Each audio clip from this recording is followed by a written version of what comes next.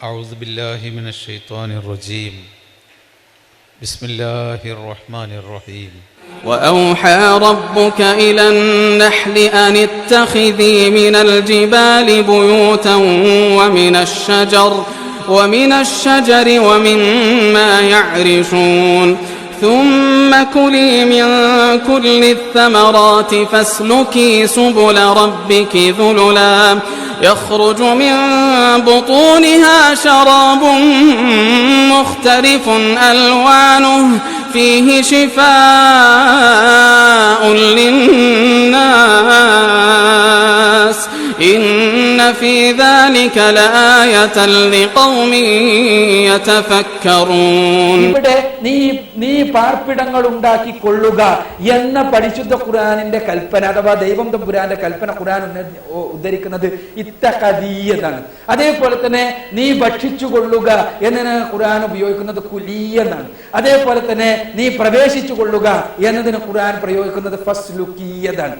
അഥവാ ഈ പ്രയോഗങ്ങൾ നിങ്ങൾ ചിന്തിച്ചു നോക്കുക. അറബിയിൽ ഒരു അമ്രാണ് ഈ പ്രയോഗങ്ങൾ നിങ്ങൾക്കറിയാം. ഈ അമ്രാകട്ടെ സ്ത്രീലിംഗ അമ്രാണ്. പെണ്ണിനോട് സ്ത്രീകളോട് പറയുമ്പോൾ മാത്രം ഉപയോഗിക്കുന്ന അമ്രാണ്. പുരുഷന്മാരോടാണെങ്കിൽ ഇത്തഖദ് എന്നാണ് പറയുക, കുൽ എന്നാണ് പറയുക, ഫസ്ലുക് എന്നാണ് പറയുക. ഒരിക്കലും ഫസ്ലുക്കി എന്ന് പറയില്ല, കുലി എന്ന് പറയില്ല, ഇത്തഖദി എന്ന് പറയില്ല. അപ്പോ പടച്ച തമ്പുരാൻ ബോധനം നൽകുന്നത് ആരോടാണ്? പെണ്ണിനോടാണ്. ആ പെൺതേനീച്ച മാത്രമാണ് പടച്ച തമ്പുരാന്റെ ബോധനം ലഭിക്കുന്ന പെൺതേനീച്ച മാത്രമാണ് കൂടുണ്ടാക്കുന്നത്. നമുക്ക് ഇന്നറിയാം ഖുർആനിലെ ഭാഷാ പ്രയോഗങ്ങളിൽ പോലുമുള്ള കൃത്യത നിങ്ങൾ നോക്കുക. ഭാഷാ പ്രയോഗത്തിൽ അഥവാ ഖുർആനിൽ എവിടെയെങ്കിലും ഒരു സ്ഥലത്ത് ഇത്തഖദ് എന്ന് തേനീച്ചയെ അഭിസംബോധന ചെയ്തുകൊണ്ട് പറഞ്ഞിട്ടുണ്ട് എങ്കിൽ, അതല്ലെങ്കിൽ കുൽ എന്ന് തേനീച്ചയെ അഭിസംബോധന ചെയ്ത് പറഞ്ഞിട്ടുണ്ട് എങ്കിൽ, അതല്ലെങ്കിൽ ഫസ്ലുക് എന്ന് തേനീച്ചകളെ അഭിസംബോധന ചെയ്ത് പറഞ്ഞിട്ടുണ്ടെങ്കിൽ, ഇന്ന് വിമർശകന്മാർക്ക് പറയാമായിരുന്നു മുഹമ്മദ് 14 നൂറ്റാണ്ടുകൾക്ക് മുമ്പ് എന്തറിയാനാ തേനീച്ചന്റെ ലിംഗത്തെ കുറിച്ച്. അദ്ദേഹം ഇങ്ങനെ പറഞ്ഞപ്പോ ചിലത് പെൺതേനീച്ചനോട് പറഞ്ഞു, ചിലത് ആൺതേനീച്ചനോട് പറഞ്ഞു എന്ന് പറയാമായിരുന്നു. പക്ഷേ പരിശുദ്ധ ഖുർആനിൽ തേനീച്ചയോടുള്ള പടച്ച തമ്പുരാന്റെ ആഹ്വാനത്തെ കുറിച്ച്, ബോധനത്തെ കുറിച്ച് പറയുന്നിടത്ത് മുഴുവനും സ്ത്രീലിംഗ അമ്രുകളാണ്, സ്ത്രീലിംഗ കൽപ്പനകളാണ് ഉപയോഗിച്ചിട്ടുള്ളത് എന്നതാണ് അത്ഭുതകരം. ഇന്നാ അഅ്തൈനാകൽ കൗസർ ഫസല്ലി ലിറബ്ബിക വൻഹർ ഇന്ന ശാനിഅക ഹുവൽ അബ്തർ. സൂറത്തുൽ കൗസറിലുള്ള ആകെയുള്ള 3 ആയത്തുകളിലും കൂടെ 10 കലിമത്തുകളാണ് ഉള്ളത്, 10 വാക്കുകൾ. നമുക്കൊന്ന് നോക്കാം ഏതൊക്കെയാണ് വാക്കുകൾ. ഇന്ന അഅ്തൈനാക അൽ കൗസർ ഫസല്ലി ലിറബ്ബിക വൻഹർ ഇന്ന ശാനിഅക ഹുവ അൽ അബ്തർ. ഇങ്ങനെ ഒന്നാമത്തെ ആയത്തിൽ 3 വാക്കുകളും, രണ്ടാമത്തെ ആയത്തിൽ 3 വാക്കുകളും, മൂന്നാമത്തെ ആയത്തിൽ 4 വാക്കുകളും. അങ്ങനെ 3 + 3 + 4 = 10 വാക്കുകളാണുള്ളത്. ഇനി നമുക്ക് ഒന്നാമത്തെ ആയത്തിനെ വിശദമായിട്ട് ഒന്ന് നോക്കാം. ഒന്നാമത്തെ ആയത്തിൽ 10 ഹിജായിയായ അക്ഷരങ്ങളാണ് ഉള്ളത്. ഏതൊക്കെയാണ് അക്ഷരങ്ങൾ?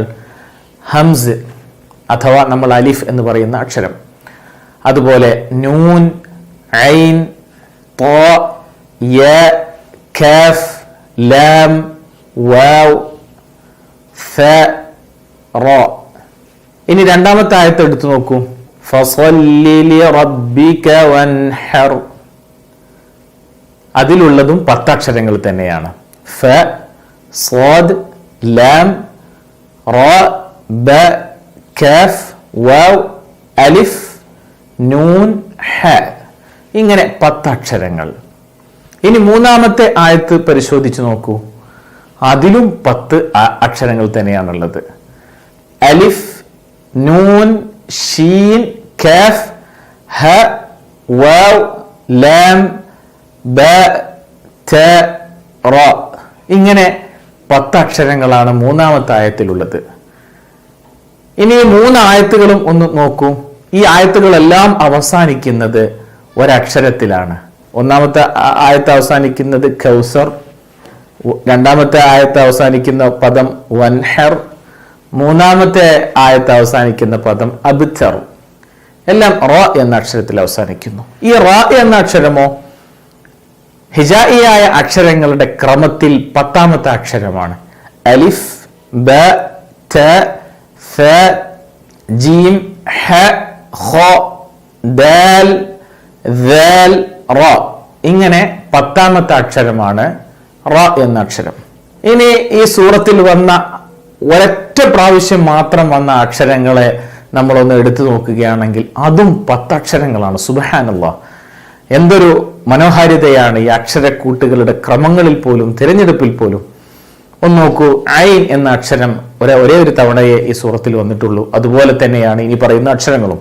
ത്വാ, യ, ഥ, ഫ, സ്വാദ്, ഹ, അതുപോലെ ഷീൻ, ഹ, ത.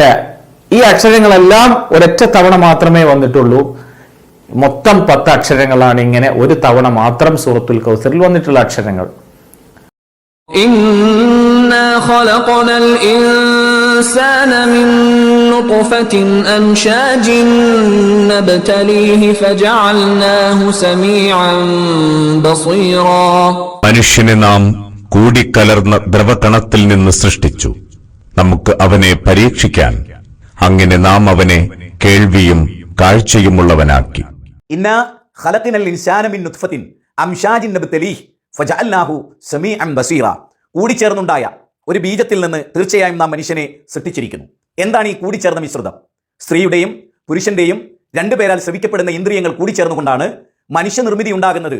പുരുഷനിലെ വെളുത്ത ദ്രാവകം, സ്ത്രീയിലെ മഞ്ഞ ദ്രാവകം. മോഡേൺ സയൻസ് ഇത് കൃത്യമായി തെളിയിച്ചിരിക്കുന്നു. അറബ് നാടുകളിൽ സ്ത്രീയുടെ ആർത്തവ രക്തത്തിൽ നിന്നാണ് കുട്ടി ഉണ്ടാകുന്നത് എന്ന് വിശ്വസിച്ചവരുണ്ടായിരുന്നു. ഒരു കുഞ്ഞിന്റെ ജനനത്തിന് കാരണം പുരുഷൻ മാത്രമാണ് എന്നും വിശ്വസിച്ച കാലമുണ്ടായിരുന്നു. എന്നാൽ പുരുഷനിൽ നിന്നും സ്ത്രീയിൽ നിന്നും കൂടിച്ചേരേണ്ടത് കൂടിച്ചേർന്ന് ആ മിശ്രിതത്തിൽ നിന്നാണ് മനുഷ്യന്റെ സൃഷ്ടിപ്പ് എന്ന് പറയുന്ന അത്ഭുതകരമായ ഒരു പരാമർശമാണ് ഇവിടെ ഖുർആൻ സൂറത്ത് ഇൻസാനിലൂടെ നടത്തുന്നത്. മനുഷ്യനെക്കുറിച്ചും മനുഷ്യന്റെ സൃഷ്ടിപ്പിനെക്കുറിച്ചും മനുഷ്യന്റെ സവിശേഷതയെക്കുറിച്ചും മനുഷ്യ സൃഷ്ടിപ്പിന്റെ ലക്ഷ്യത്തെക്കുറിച്ചും ഒക്കെ ചർച്ച ചെയ്യുന്നിടത്ത് ഈ വാചകം എത്ര ഗംഭീരമാണ്. എന്നിട്ട് ഖുർആൻ പറഞ്ഞു, ഇന്നാ ഹദൈനാഹു സബീല ഇമ്മ ഷാക്കിറൻ വ ഇമ്മ കഫൂറ. പൊന്തി നിൽക്കുന്ന 2 മാർഗങ്ങൾ, ഉയർന്നു നിൽക്കുന്ന 2 മാർഗങ്ങൾ നിങ്ങളുടെ മുമ്പിൽ കാണിച്ചു തന്നു. ശരിയേതെന്നും തെറ്റേതെന്നും ധർമ്മമേതെന്നും അധർമ്മമേതെന്നും നിങ്ങളുടെ മുമ്പിൽ കാണിച്ചു തന്നു. നിങ്ങൾക്ക് ആ മാർഗത്തിൽ നല്ലത് സ്വീകരിച്ച് നന്ദിയുള്ളവരായി, ദൈവത്തിന്റെ ഇഷ്ടദാസന്മാരായി, ദൈവം നൽകിയ സകല അനുഗ്രഹങ്ങൾക്കും നന്ദി കാണിച്ച് ജീവിക്കാം. ദെൻ നന്ദികേട് കാണിച്ചു നിങ്ങൾക്ക് ജീവിക്കാം. ഫമൻ ഷാ അഫൽ യുക്മിൻ ഒമൻ ഷാ അഫൽ യക്ഫുർ. 18-ാം അധ്യായം 29-ാമത്തെ വചനമാണ്. നന്ദിയുള്ളവരായിട്ടും ജീവിക്കാം, വിശ്വാസികളായിട്ടും ജീവിക്കാം, യുക്തിവാദി നിരീശ്വരവാദി ആയി അവിശ്വാസിയായും ജീവിക്കാം. രണ്ടിനുമുള്ള സ്വാതന്ത്ര്യം നിങ്ങൾക്കുണ്ട്.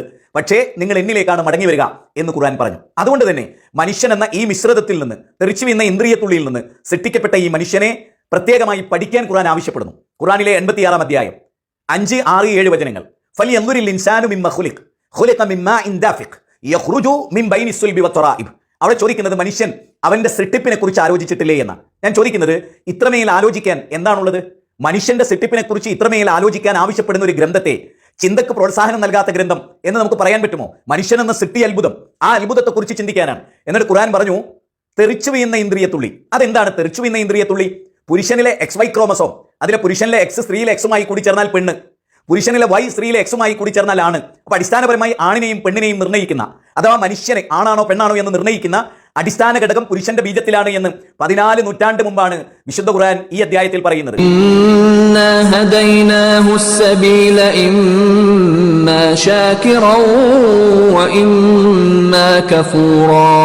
ഉറപ്പായും നാം അവന് വഴി കാണിച്ചു കൊടുത്തിരിക്കുന്നു. അവന് നന്ദിയുള്ളവനാകാം, നന്ദി കെട്ടവനുമാകാം.